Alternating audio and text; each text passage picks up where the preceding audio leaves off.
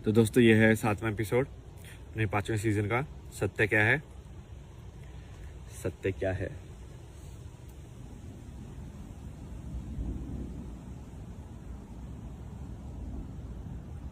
देखो सत्य क्या है, इसका जवाब तो एक्चुअली कोई नहीं दे सकता है, क्योंकि इसका जवाब शब्दों में हो ही नहीं सकता है।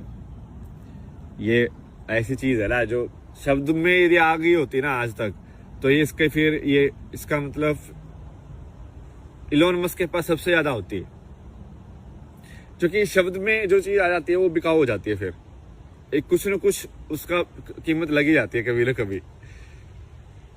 शब्द के अंदर जो भी आपका रिश्ता आ जाता है, शब्द के अंदर जो भी आपकी पहचान आ जाती है, शब्द के अंदर जो भी आपकी क्वालिफिकेशंस आ जाती है, शब्द के अंदर जो आपकी सुंदरता आ जाती है, शब्द के अंदर जो आपका शांति आ जाती है, तो वो गई, फिर वो शांति नहीं है, बिकाऊ है। फिर तो बस कीमत है, कितनी कीमत लगाओगे तुम। और आज के टाइम पे I think most of the लोग ऐसे ही हैं। लाइक लड़कियां भी आई थिंक जब लड़का ढूंढती होंगी तो वो यही ढूंढती होंगी कि पैसे वाला होना चाहिए। तो उनको भी मतलब नहीं है, उनको भी सिर्फ पैसे से मतलब है, मतलब खरीदा जा सकता है उनको ना, समझ रहे हो कि अब एक इंसान इस लाइक वो पैसे से कमा लिया है, तो अब उसको बहुत ऐसी सुंदर वैसे वाली लड़की मिल जाएगी, क्योंकि वो उसको खरीद लेगा, उसके पास पैसा है। तो इनडायरेक्टली वो अपनी सच से, अपने आप से थोड़ी ना वो शादी कर रही है। वो लड़की उसके पैसे से शादी कर रही है और वो उसको खरीद रहा है। बेसिकली वो उसको ऑब्जेक्ट मानेगा पूरे टाइम। अब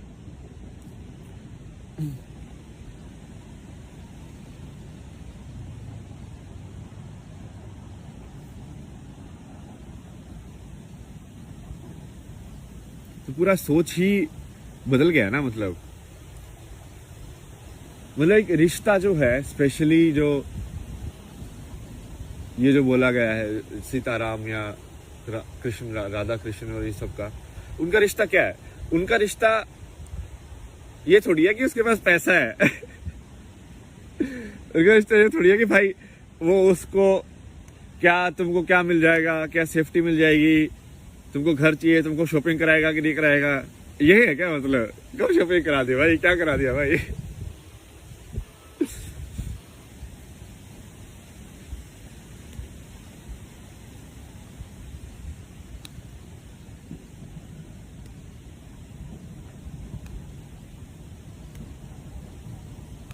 या फिर तुम्हारी इच्छाओं को पकड़ ले वो कि तुम, हाँ भाई जैसे दूसरे का होता है ना कि कोई एनआरआई है तो उसको भाई अलग उससे वो मिलता है प्रेफरेंस, वो कि बहुत सारी लड़कियों को आना होता है यहाँ पे, या लड़कों को आना होता है, एक ही बात है।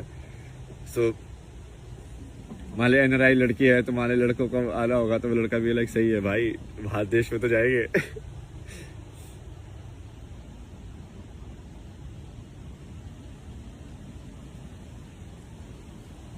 उसमें दिखाया था ना वो एनआरआई लड़का था अपना, कौन सी थी, कंगना रनौत वाली मूवी। वो बोलता अदरक की तरह बढ़ रहा है इधर से भी। आदमी नहीं।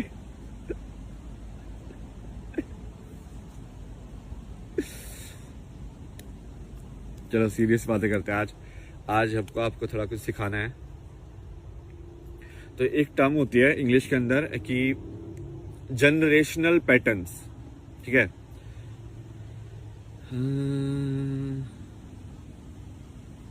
इसका नाम है, एक वीडियो भी थी मेरे को, वो सही, बिल्कुल सही दिखाती है इसको। वैसा ही बिहेवियर होता है इंसान का भी, एग्जैक्टली।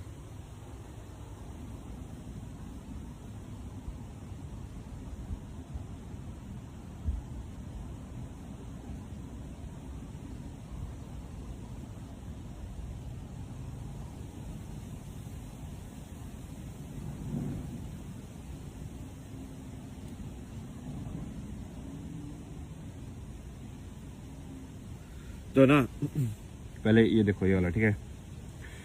तो ये क्या है, एक एक्सपेरिमेंट है जिसमें उन्होंने क्या किया कि उन्होंने जो फ्लाइज थी उनको एक डब्बे में बंद कर दिया यहाँ पे, ठीक है।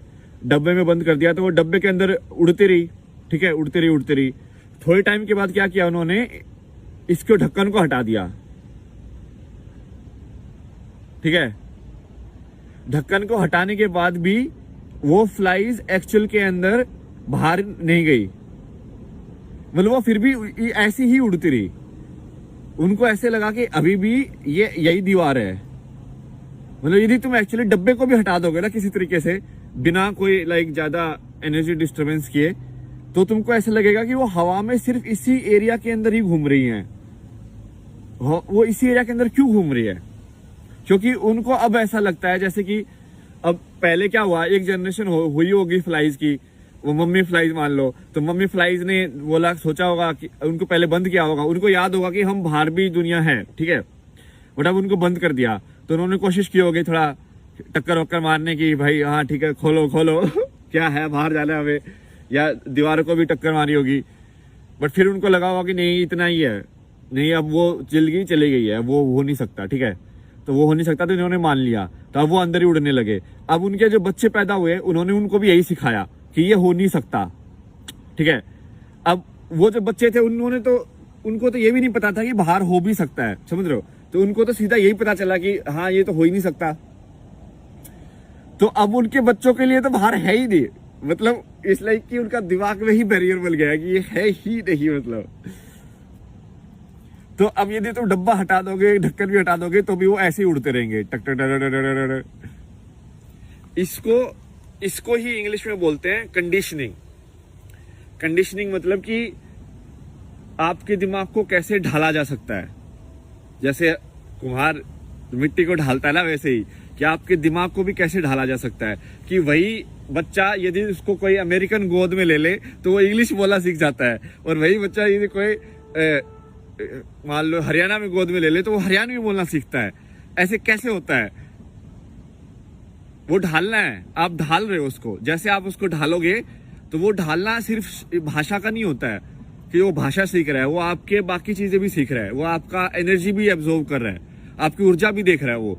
यदि बच्चे के आसपास यदि, इसलिए तो बोलते हैं कि अच्छी ऊर्जा बना के रखनी चाहिए, क्योंकि वो ऊर्जा देखता है, उसको आंखें तो नहीं है, उसके कान में इतना सुनने का उसको मतलब तो समझ में नहीं आता है, उसको तो सिर्फ वाइब्रेशन सुनाई दे रही है। तो यदि शोर शराबा या इस सब के बच्चा पैदा होगा तो वो उसके अंदर भी शोर शराबा ही होगा, मतलब उसकी एनर्जी भी वैसे ही घूम रही होगी ना भाई, उसको तो ऐसे लगेगा यही रियलिटी है। तो इसको बोलते हैं,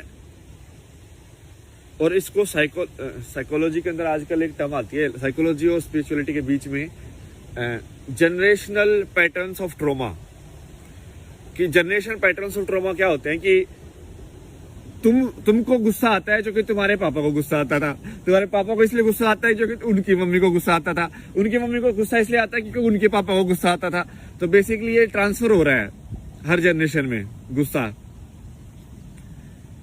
या ऐसे ही प्यार भी ट्रांसफर होगा कि जैसे ये तो देखा भी जा सकता है ना, तुम देखो ये पूरा जो जिनको एशियन कंट्रीज बोलते हैं, वैसे ये तो एशियन, अपन भी एशियन ही है, इंडिया भी, पता नहीं इंडिया को क्यों नहीं काउंट करते भाई, या तो इंडिया नहीं चाहता होगा, क्या पता, जो भी है। तो जैसे ये जो कंट्रीज हैं, कोरियन, जापानीज, यहाँ के लोग अभी भी बहुत ज्यादा पीसफुल है यार।